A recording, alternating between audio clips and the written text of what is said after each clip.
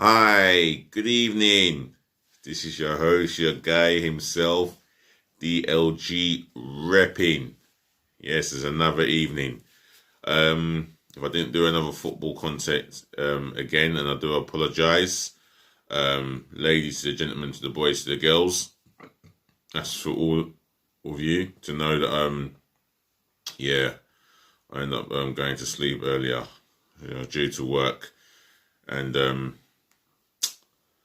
yes, it's demanding getting up at 5 a.m. But believe me, the job that I do, they've put me on the barrel, meaning I'm like a road sweeper. I don't enjoy the job, and you have a rough idea what it is that I have to do and what it involves. Yeah, disgusting.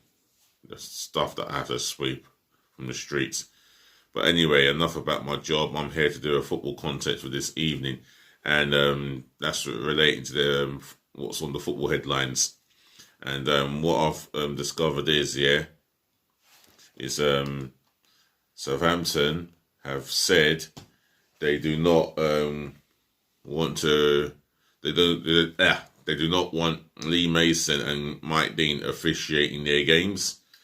You got Ian Wright, who is said to be disappointed at the racism ruling after a teenager was racially abused. And I've got this evening, Wednesday's gossip column to go through, so there'll be some interesting stuff to talk about. Well, let's kick off this show with Southampton Football Club, and they have requested that they do not want Mike Dean or Lee Mason to officiate their games in the near future. And there's what's been said. There you go. Saints do not want Dean and Mason at games. That's the BBC Interactive head title written in yellow. So let's read this. Southampton have requested referee Mike Dean does not officiate their upcoming fixtures and will appeal against the red card shown to defender Jan Bednarek in their 9-0 loss to Manchester United. Oh, flaming hell. That's the last thing they needed to do, to lose 9-0 to them, of all teams in the planet, with the most obnoxious, arrogant, horrible, obnoxious, arrogant bastards. Their fan base, especially in London. It's the last thing that needed to happen. And if there's any Man United fans who agree or disagree, leave it in the comment section below. I don't care. I find 90% of the fans in London arrogant and obnoxious to the point where there's some Man United fans that think their own shit don't smell. Anyway, Saints also do not want Lee Mason, who was the fourth official at Old Trafford, to officiate their games. Right. Like I said, if you've got an opinion, your thoughts, your feedback, you're more than welcome to come onto my channel and leave it in the comment section below. Smash the thumbs up like button, and while I'm doing this, please subscribe to my channel. That's myself and I only, DLG Reppin.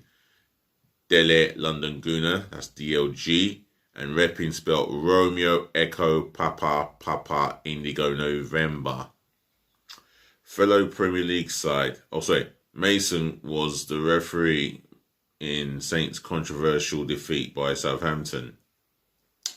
Oh well, these referees are just incompetent and a complete embarrassment to the job of the head title called refereeing. Anyway, fellow Premier League side Arsenal will appeal against David Luiz's dismissal in Tuesday's loss to Wolves. I hope they lose that appeal, because I just don't want to see David Luiz in an Arsenal back four ever again, unless he's needed in DM or in the back three. He is not to play for Arsenal in a back four ever again. I hope Mikel Arteta can have that fathom to his head. Anyway, so yes, Southampton obviously not pleased with the official in Mike Dean and Lee Mason. Well, Mike Dean had to send off the young boy off. He goes by the name of Jankowicz. Yeah, Jankowicz made a stupid challenge, and Mike Dean had to send him off. But what has followed since then is the racial abuse that he has received, and Southampton will not tolerate any abhorrent, disgusting, vile abuse, racial abuse at any one. Whether it's the young teenager Jankowicz, who's 19, or anyone of different racial of any racial connotation. That's disgusting, and it's despicable. Yeah. But going back to the refereeing situation, yeah, Southampton was, well, you would have thought Southampton would have gone in there with a plan, but it all turned out bad because of what Jankowicz did. He is completely stupid. I will say this. He knew what he was doing. He knew that he's let down the club. He knew that he's let down his manager. He knew that he's let down his teammates, and he most certainly knew that he let down the fans. And I would understand if Southampton did not allow him to ever play for the football club ever again, because of that humiliation was caused by his stupidness, and he played a big part in that. He had a big part to play in that, and my word, how could he have done what he has done? What possesses him to actually do what he has done to McTominay? That was completely unnecessary. Not reckless, unnecessary. Completely stupid.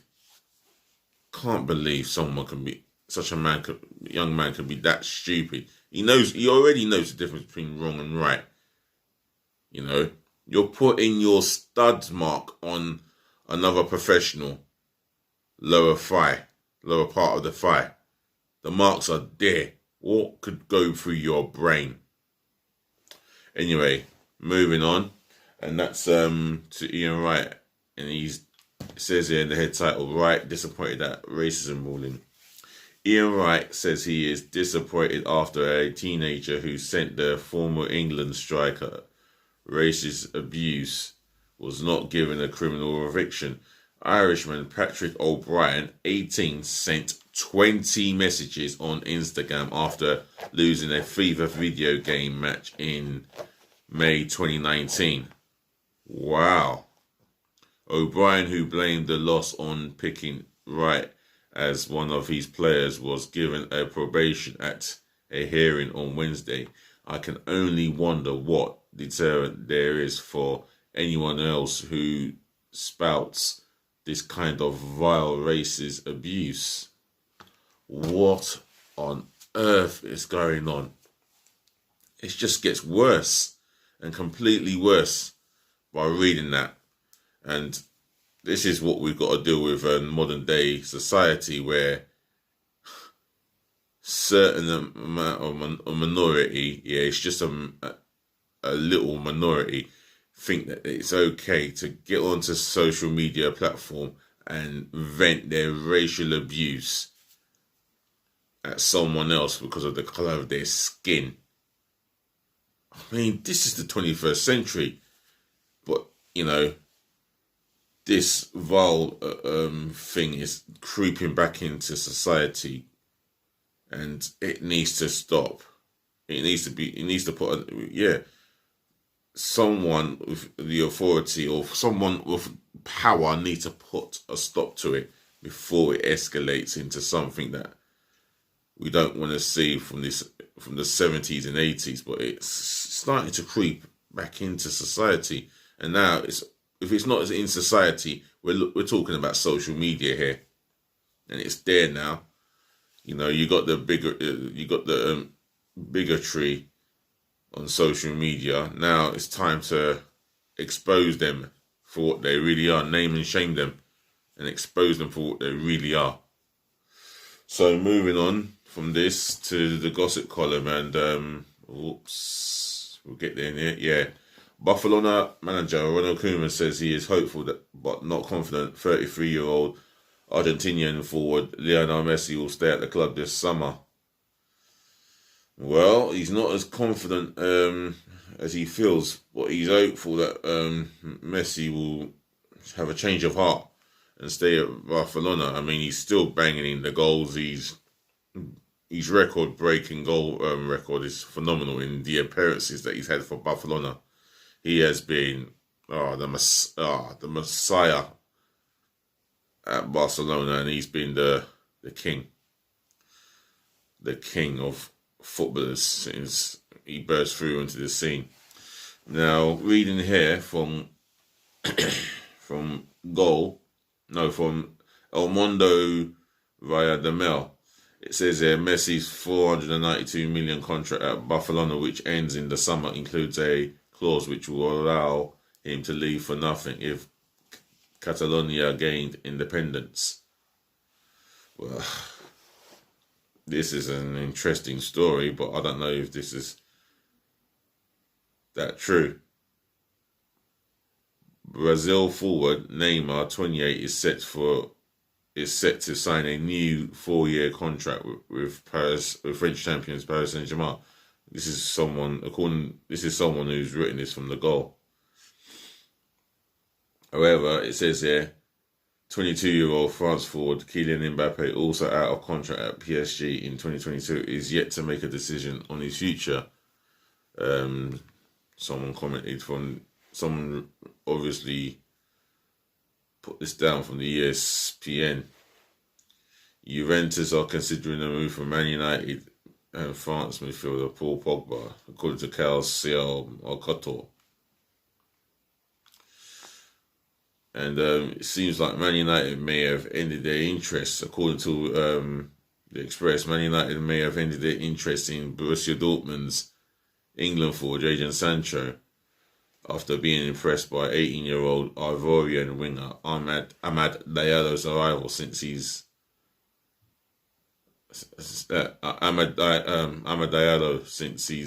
arrival from Atalanta. Borussia Dortmund's striker Erling Braut Haaland and Seville's defender Jules Koundé are now their priorities. Tottenham chairman Daniel Levy says here from the Telegraph that he wants to block Dele Alli's move because of Spurs' worsening injury situation and dropping form. Oh, that's from the Telegraph. Arsenal, Chelsea and Man City are interested in Milan's 22-year-old Morocco right back Achraf Hakimi in the summer. Okay. Again, that's from Cal Ciel Mercato. Let's see what we've got here. Arsenal's 19-year-old English forward following Balogun increasingly likely to leave the club as a free agent at the end of the season. Now, we just need to get this guy tied out. If we're losing this guy, then it increases the pressure on us to go and buy a quality striker.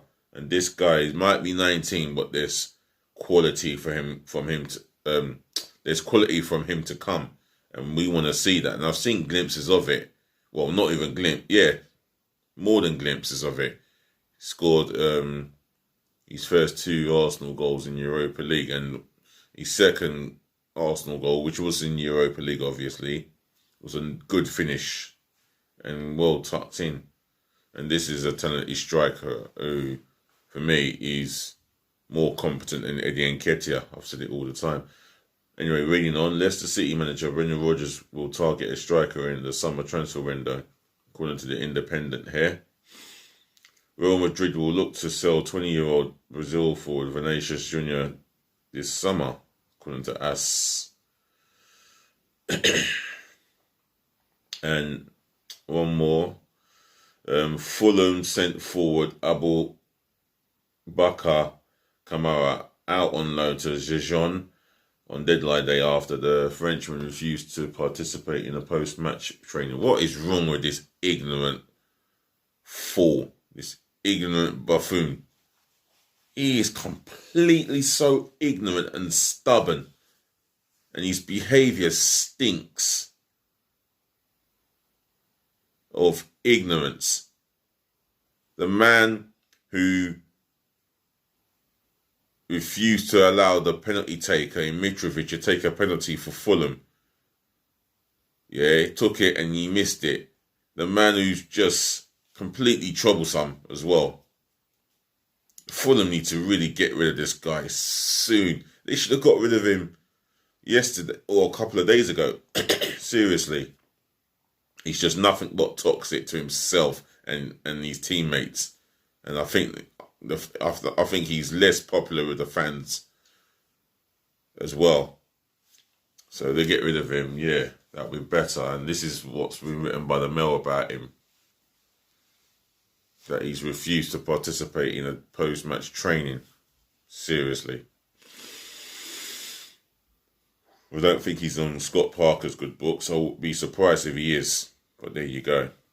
Anyway, that concludes my match. Oh, and speaking of which, I forgot to do a minute silence for Sir Tom Moore, who sadly passed away today, I believe. No, yesterday, I believe.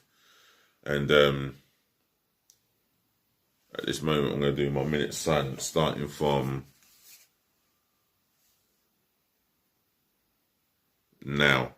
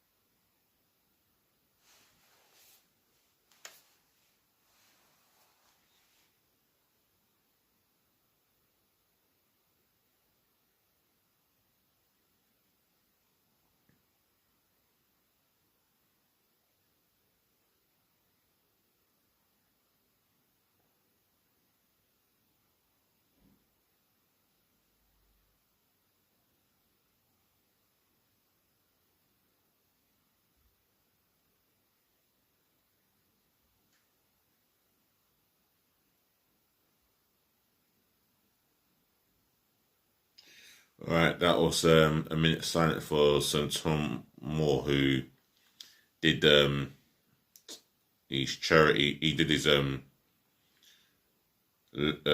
walk around just to raise money for the NHS and the NHS staff, and he was thanked abundantly for it, knighted by the Queen, and rightfully so. Sad that he's lost his life due to natural causes as it occurs in human life. So to Sir Tom Moore, rest in eternal peace for myself, DLG Reppin, and my thoughts and condolences goes out to your close friends and your wonderful family.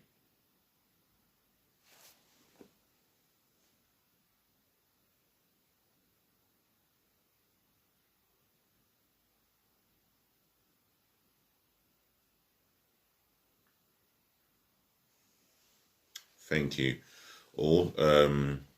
Once again, ladies, to the gentlemen, to the boys, to the girls, thank you for watching, tuning in, putting up with me, and listening.